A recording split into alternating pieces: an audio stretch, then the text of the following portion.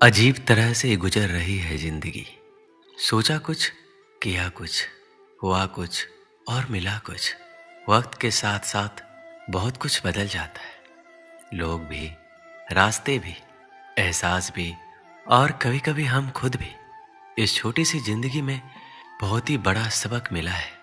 रिश्ते सभी से रखो, पर उम्मीद कभी किसी से मत रखना, क्योंकि धोखे ऐसे ही नहीं मिलते। लोगों का भला भी करना पड़ता है। इसलिए तो कहा जाता है कि चेहरे की हंसी से अपने कष्टों को छुपाओ। बहुत कुछ बोलो, पर अपना राज कभी किसी को मत बताओ। ये दुनिया का एक कड़वा सच है कि अमीर इंसान अपना पैसा अमीर बनने में लगा देता है, इसलिए वो अमीर बन जाता है। और गरीब इंसान अपना पैसा अमीर दिखने में लगा देता है, इसलिए वो गरीब ही रह जाता है। कड़वा है लेकिन सत्य है। जब बात किसी की अच्छाई की होती है तो सब खामोश रहते हैं, लेकिन जब बात किसी की बुराई की होती है तो गूंगे भी बोल पड़ते हैं। अपने किए गए 100 गुनाहों पर पर्दा डालकर हर इंसान कहता है कि जमाना बहुत खराब है। अगर कोई इंसान जिस पर आप सबसे ज्यादा भरोसा करते हैं वह आपको धोखा दे या मदद करने के समय पलट जाए, तो ये मत सोचना कि वो इंसान बदल गया, बल्कि ये सोचना कि आज उसका नकाब उतर गया।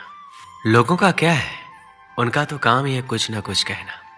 सिर उठाकर चलोगे तो कहेंगे कि अकड़ कर चलता है, और जब सिर झुकाकर चलोगे तो कहेंगे कि किसी की तरफ देखता भी नहीं है।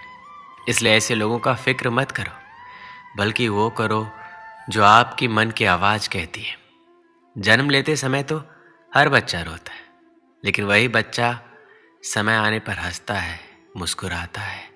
ठीक ऐसे ही आज हमारे जीवन में दुख होंगे, परेशानियां होंगी, मुसीबतें भी होंगी, लेकिन याद रखिए आने वाले समय पर खुशियां आपके जीवन में अपने आप आ जाएंगी और आप फिर से मुस्कुराएंगे। आप हाथ की लकीरों का खेल समझ जाइए। लकीरें आपकी मुट्ठी में है, आपके काबू में है। अगर कोई आपके हाथ की लकीरें देखकर आपका भविष्य बताता है तो इसका मतलब ये नहीं है कि वह आपका भविष्य देख सकता है, बल्कि वह तो यह कहना चाहता है कि तुम्हारा भविष्य तुम्हारे हाथों में है।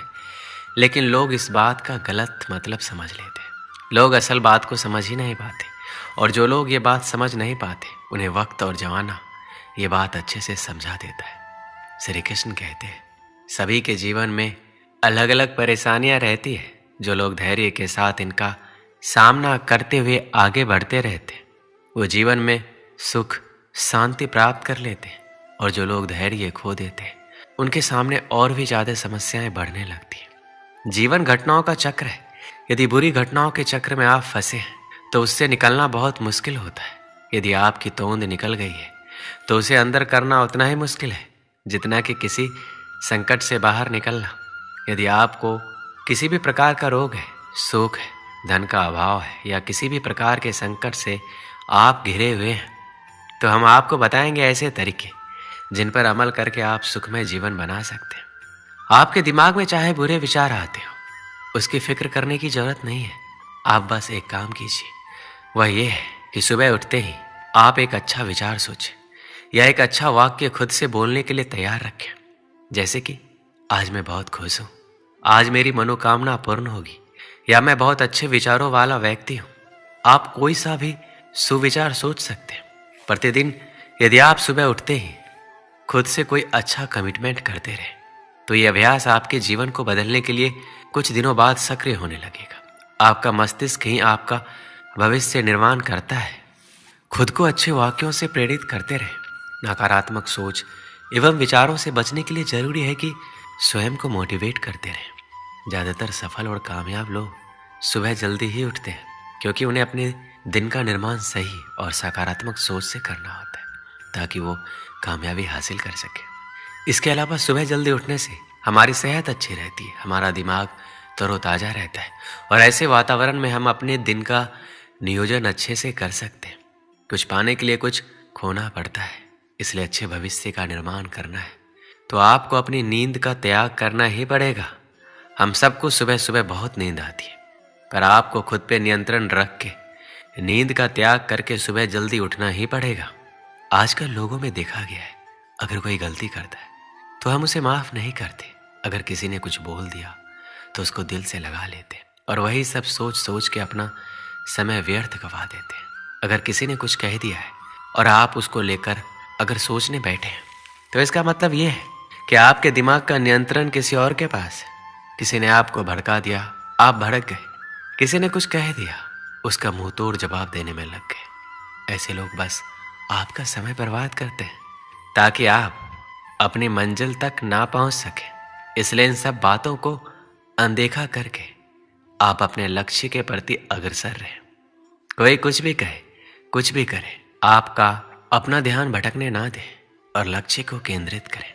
जब आपके ऊपर किसी की बातों का और हरकतों का असर ना पड़े तो समझ जाइए कि आपकी सफलता आपके बहुत करीब है और आपको आपकी मंजिल से कोई भटका नहीं सकता। सजा देने वाले से ज़्यादा बड़ा माफ़ करने वाला होता है। इस लोगों की गलतियों को माफ़ करते जाइए और मंजिल की तरफ बढ़ते जाइए। आपको कोई नहीं रोक सकता। श्री कृष्ण कहते हैं, अगर आप चाहते हैं आप खुश रहें तो कभी किसी से कोई उम्मीद मत रखिए, क्योंकि उम्मीद रखने से आपको तकलीफ ही होगी। परेशान रहना, उदास रहना, गुस्सा करना, लड़ाई करना, चीखना, चिल्लाना किसी समस्या का समाधान नहीं है। इसीलिए जीवन की परेशानी को भूल के हर समस्या का समाधान करते जाइए। कहते हैं जहाँ समस्याएं उत्पन्न होती है समाधान भी वहीं होता है। अगर आपकी खुशियाँ दूसरों पर निर्भर है तो आपको पीड़ा सहन करना होगा। ये 100% सच है। आपकी खुशियाँ आपकी जिम्मेदारी है, ना किसी और की। मृत्यु जीवन की दुखद घटना नहीं है, बल्कि अपने अंदर से सीखने की इच्छा को मार देना दुखद है। इसलिए आपको जो पसंद हो वही कीजिए। जिस काम में आपकी दिलचस्पी हो।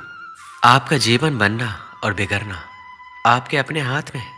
जैसे एक एक बूंद से मिलकर सागर बनता है, ऐसे ही एक एक अच्छी आदत से मिलकर इंसान के चरित्र का निर्माण होता है। श्री कृष्ण कहते हैं, बदलाव जीवन का नियम है, इसलिए कभी भी बदलाव से घबराए नहीं।